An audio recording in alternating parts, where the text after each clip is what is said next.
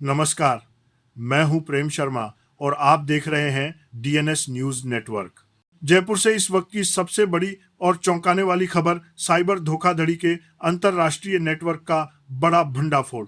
Jaipur police ने प्रताप नगर और मालवीय नगर थाना क्षेत्र में चल रहे 2 फर्जी कॉल सेंटरों पर एक साथ बड़ी कार्रवाई की है।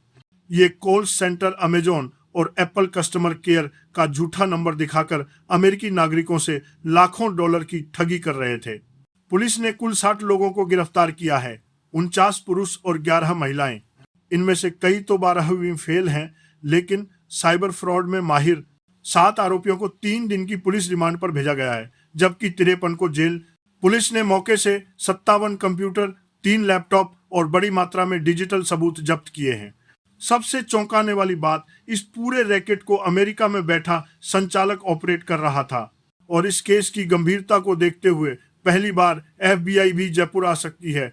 पीड़ितों के बयान ऑनलाइन लिए जाएंगे। पुलिस के मुताबिक दोनों कॉल सेंटर जनवरी से चल रहे थे। ये लोग IBM और VICCI जैसे हाईटेक कॉलिंग सॉफ्टवेयर का इस्तेमाल करते थे, जो VPN से लोकेशन छुपा देता था। हमारे पास कई दिन से हमारे पास एक सूचना थी कि यहाँ पर जयपुर में कुछ कॉल सेंटर चल रहे हैं जो कि US के सिटीजन के संग ठगी करते हैं। इसको हमने डेवलप किया, मुखबिर लगाए। उसके बाद हमको पता चला कि इस तरह के 2 सेंटर्स, एक मालवीय नगर थाना क्षेत्र में, प्रताप नगर थाना क्षेत्र में कार्यरत हैं। उनका मोडस ऑपरेंडी ये था कि उन्होंने गूगल के ऊपर इनका जो सारा संचालन है वो अमेरिका में बैठे एक व्यक्ति है वो कर रहा है। तो उसने वहाँ पर गूगल के जो फीड होती है उसमें एप्पल और अमेज़न के अपने फर्जी नंबर डाल के उनको सबसे ऊपर करवाया। तो जब जो कस्टमर्स एप्पल और अमेज़न के कस्टमर केयर नंबर ढूंढते हैं तो इन बदमाशों का नंबर रिफ्लेक्ट होता था। तो उस पर जब ये लोग कॉल करते हैं तो फिर वो उनको एप्पल या अमेज़न का एजेंट वो कस्टमर केयर बन करके वो फिर उनके प्रॉब्लम सुनते थे और आगे अपने डिपार्टमेंट में ट्रांसफ़र करते थे। और उसके बाद जब वो ट्रांसफ़र होती थी तो उनको अलग अलग तरह से ठगते थे। कभी वो बोलते थे कि आपका अकाउंट फ्रीज हो गया है या आपके उसके अंदर कुछ इलीगल एक्टिविटी पाई गई है।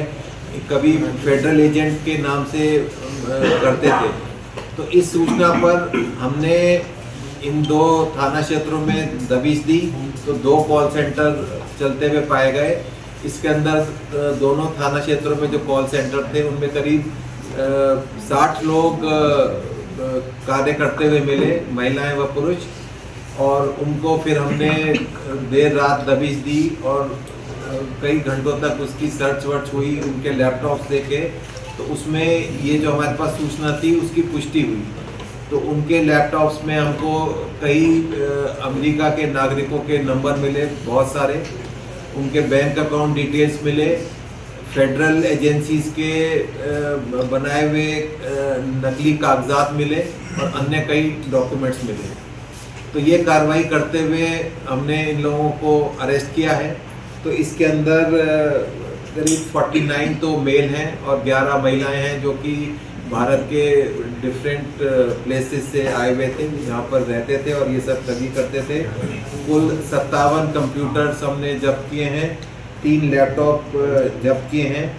और इनके जब हमने कंप्यूटर्स देखे तो बड़े सोफिस्टिकेटेड सॉफ्टवेयर जैसे कि IBM, विकी वगैरह यूज़ करते थे, जिनसे जो अमेरिका की एजेंसीज भी थी इनको पकड़ नहीं पा रही थी। और इसमें जो है वो VPN वगैरह का इस्तेमाल करते थे, जैसा कि इस तरह के केसों में होता है।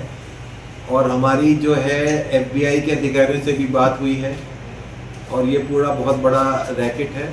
अभी इसके अंदर हम इनके 7 लोगों का PC भी ले रहे हैं जो कि मेन थे और फर्दर इसकी इन्वेस्टिगेशन करेंगे।